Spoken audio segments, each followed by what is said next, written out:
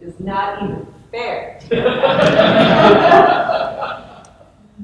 So my name is Jen Brull. I'm also a family physician. I'll tell you a little bit about myself, and I think we all get to share parts of our leadership. And I'm a little bit kerfluffed, so thanks for not tipping me off about what you were going to say. So I can stand up here. So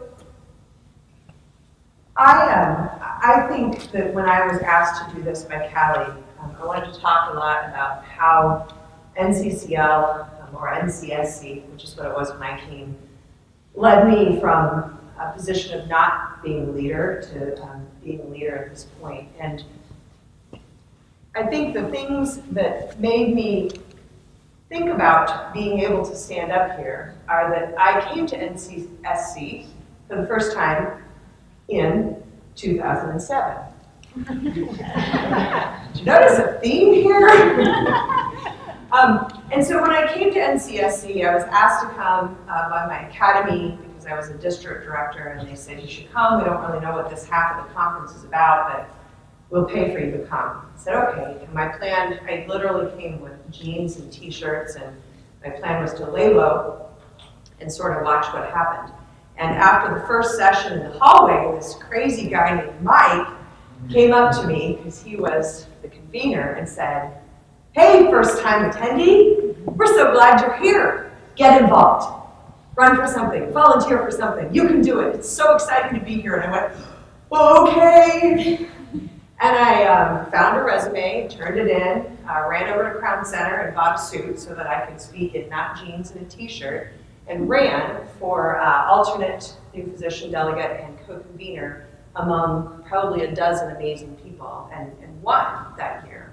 And I think that that was probably a pivotal point in my career, because later that year I got asked to run for my state's leadership chain. And based on my experience here, I said, sure, I'll try it, and won, and got to go on and be president there.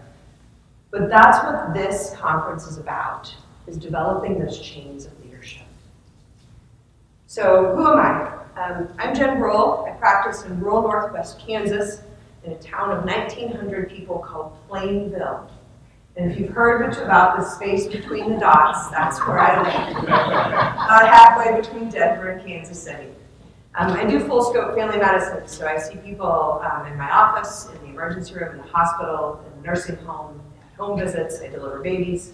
My youngest patient is Peter, who I delivered a couple weeks ago, and my oldest is Gladys, who's 102 and takes a multivitamin every day because she thinks it's good for her, and that's it. And so when I look at that and I think, what is this country doctor doing serving as a medical director for my state's ACO, or serving on the board of FMA Health? And it has to do with having been mentored by people here, by people in other settings who said, hey, there's no reason why you can't be a leader. There's no reason why you shouldn't take that step. And that's what I hope all of you, especially the people who this is your first time, are thinking and getting excited as you listen to Mike talk, hopefully as you listen to me talk and everybody after, is, hey, why can't I be a leader? Because you can be. So as I reflected on what got me to where I am now, I thought of 5 things that I wanted to share with you. And the first one is, when you're early in your career, just say yes. If somebody asks you to serve on a diabetes advisory council, say yes. Somebody asks you to run for an office in your organization, say yes. Somebody asks you to be chief of the staff for your hospital, say yes. Because what you learn is that you don't know yet what you're going to be passionate about. You might think you do, but until you experience it and work among the people in that community, you won't discover your strengths and what really lights you up. The second thing I thought of is be willing to go first. Go down the path where nobody's gone before, because somebody will follow you and it will create a pipeline. And that pipeline will help other leaders build their strengths and skills. This is my personal mantra. Sometimes leading or participating doesn't earn you money. In fact, most times it doesn't. Sometimes you put a whole lot of effort into something that really is important to you and don't get a huge outcome out of it. But what I've learned over and over again is the connections you build through doing that pay off down the road in and relationships or different opportunities or more money sometimes. And so being invested in a process and having people point to you and say, oh, when she says she'll do something, she really means it, has value.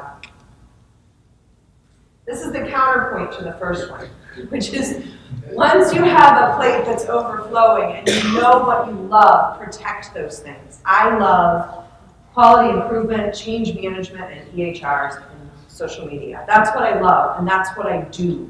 And I've learned that if it falls outside of that, the best thing I can do is help them find somebody who loves what they're doing and not to sign up for it and not have enough energy for that or the other things that I really do love. So at some point you transition from saying yes to saying no, and that's okay.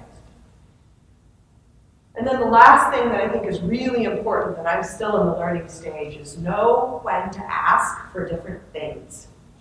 It might be more responsibilities in the position you're in. It might be more time to do the things you love, which means trading off less time to do the things you don't love as much. Or it might be more money to do the same job you're already doing because you know you're doing it the best that anybody else can and it's really worth more. And you have to be able to do those things at the right point in time. And people will respect you if you make the right ask at the right time. Kelly asked me specifically to talk a little bit about family medicine for America's Health. And this is one of the leadership opportunities I'm really excited about. I said yes in 2014 to be the practicing physician board member for FMA Health. FMA Health is a 5-year initiative. We're now in the middle of year 2, and our goal is to improve the health of America through maximizing primary care.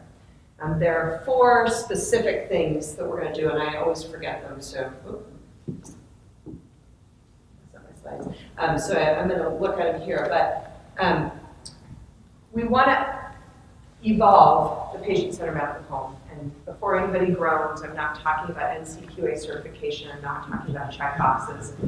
I'm talking about what we all do in our practices when we see patients, which is providing comprehensive care for the people that we really care about.